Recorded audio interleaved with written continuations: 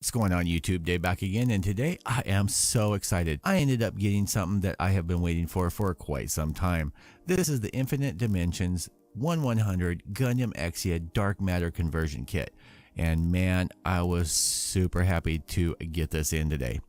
So a little bit of backstory. This actually ended up shipping out our Sunday, their Monday in Taiwan. Ended up taking about 16 hours to make it from there to San Francisco, where it actually ended up sitting for about 2 days in customs, and then ended up getting here on Thursday. And on top of that, I asked them to actually send it to my work address, and they put my home address. My post lady is so cool that, well, and actually my home post guy, she called me this morning and asked me, since he had the package and she knew that I was at work, did I want her to bring it to me? And I said, yes, please. So, post lady, thank you. With that out of the way, like I said, there will be a link down in the description. I don't get anything from it, but if you guys end up making a purchase, make sure and mention that Dave's World sent you, aka the Gunplow Meister. It won't get you a discount, won't get me anything, but at least it shows some love. And again, this is from Infinite Dimensions. And one of the reasons I am super stoked is, as you guys know, I have done a lot of conversions, things like that, but all of them have been, you know, recast or castings of other castings. This is actually an original cast. The only other originals that I've ended up having as far as originals are from SMS, and even sometimes those are refinements of other people's castings. So I've never had any issues with those, and I'm kind of sad that they're not really doing anything anymore. Now, the price on this was $93 with $25 EMS shipping, making it a total of $118. And personally, I think it is worth it. So without further ado, let's take a look at the packaging. Now, you see the ES on the front, and that's going to stand for Ian Schlaffe, and I believe that's a German name. At least Google Translate says it's German, so, and I believe that is the creator of this. It is cast by Infinite Dimensions. The base kit for this is going to be the 1100 Gundam Exia Matter, so you will need that kit. I actually have two. That way I can show you when I'm doing the build up on this, and then also the variation of what it looks like originally. Taking a look at this side, you see the Ian Schlaffe name on this side. It's on the opposite side. Taking a look at the back, this box is very Apple-esque. It's very, very heavy duty. You can see how thick that the cardboard is that it's made up of. You've got QR codes all over the place. You've got barcodes. You've got the information on here, got some information on there, material, epoxy resin, ABS. Taking a look at the upper section, you get in different languages. I believe this is Korean, Japanese. I'm not sure what ZH stands for. And then of course, English. And without further ado, let's get the lid off. Now, I have not gone through this. I have not looked at all the parts and everything. I did kind of flip through the manual, but I wanted to do this on camera. That way you guys could, well, be excited with me. Getting off the top bubble wrap, you're greeted by this heavy duty cardboard that has the Ian Schlaffe Purity Revolution on there. Nothing on the back side. This basically is just a heavy duty envelope. Inside you get a sheet of water slide decals. Taking a look at those all nice and up close. And there are a ton.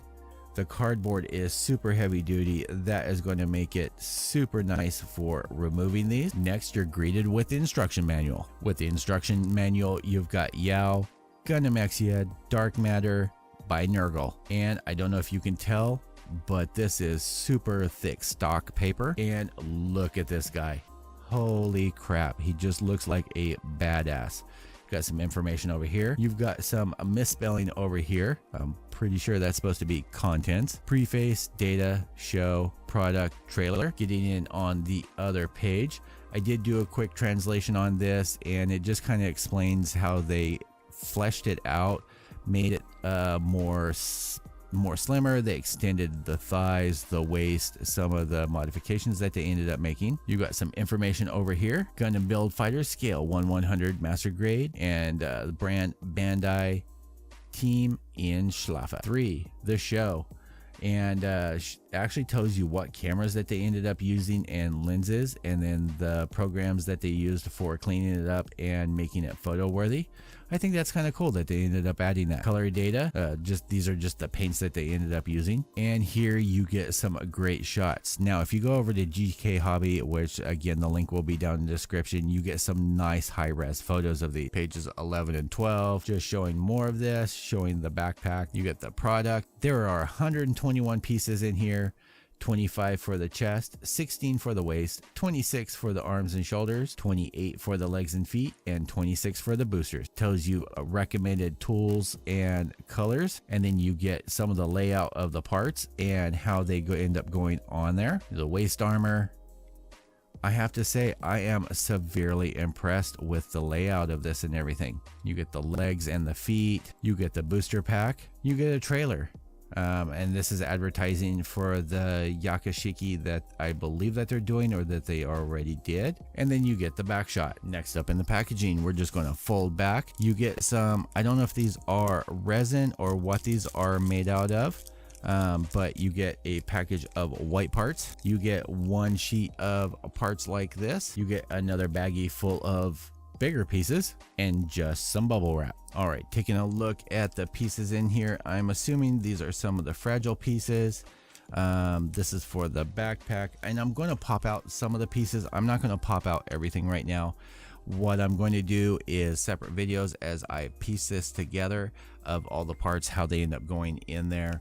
I think that will probably be best suited. All right, so here is one of the knee pieces, and look at the details on that. It is super smooth. The details are super nice and crisp. I don't even know if I'm going to need to go through this with a scriber just to clean them up. It's just really nice. I'm happy. I am like really happy. I see a couple little spots that could use some cleaning up, but you know, for this being resin casting, just wow. Now, I do believe that the way that they designed this was so that pretty much these parts can just snap onto the kit. So we will have to see how that ends up working out.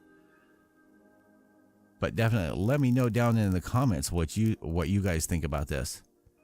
That piece is super nice. Here's another piece here. You've got what seems to be just a little edge flashing, which, you know, I'd much rather prefer that than bubbles. Haven't seen a single bubble in any of the pieces that I have been looking at. Very nicely done as far as that goes. I can only imagine how long that the molds end up lasting on something like this. Anybody that's done any casting will know things like this will just tear up in no time at all. So it makes sense why they have to keep remaking molds and they only do limited runs. But so far, looking at the pieces, I am super happy. So here is, I believe, one of the shoulder pieces. You can see all the panel lines that are in there. Again, very nice and smooth, no texture at all. Look at the inside on there. Just very well done. A little thin, but it's all there. On these pieces here, I'm not really seeing any flash or anything. You get like that really just thin mold flash, but that seems to be about it. Everything seems to be clean. We'll take a closer look at this when we just go by the sections. One of the things I want to point out, look at the hands. I love that the hands that they ended up doing on here. You've got vents over here. Just everything looks really, really, really clean. I'm very intrigued to see how this ends up fitting together. It looks like a lot of pieces are just pretty much plug and play. I didn't want to end up opening this up and then, you know, dropping any pieces or mixing them up until I get them actually separated as to what's, you know, arms, legs, things like that. So I hope you guys understand on that. You get the V-fin over here. All right, boys and girls, I hope you enjoyed this unboxing of the Gundam Exia Dark Matter from Infinite Dimensions. Again, this came over from GK Hobby. I don't think that they have any in stock, but you can definitely check out and pre-order it. Again, the price is $93 plus $25 on shipping, and that shipping is EMS. Definitely stay tuned. I have a really awesome 1/6 scale resin kit that I ended up getting from them as well. That review will be coming up this weekend. It's a gift for a very good friend of mine. I ended up picking it up, and I'm going to, if it needs any cleanup, do some cleanup on it. I'm going to prime it because it is cast in the white resin, which I actually prefer. That's just really awesome resin to deal with. And so we're going to end up showing that to you, and I may end up ordering one of those for my, in the future for myself. I want to thank you guys all for hanging out with me. I will see you guys all in the next video. Expect to see this done up in sections, and we'll do like head, arms, shoulders, things like that, a little quick, and go through the series. I will see you guys all in the next video. Peace out, YouTube.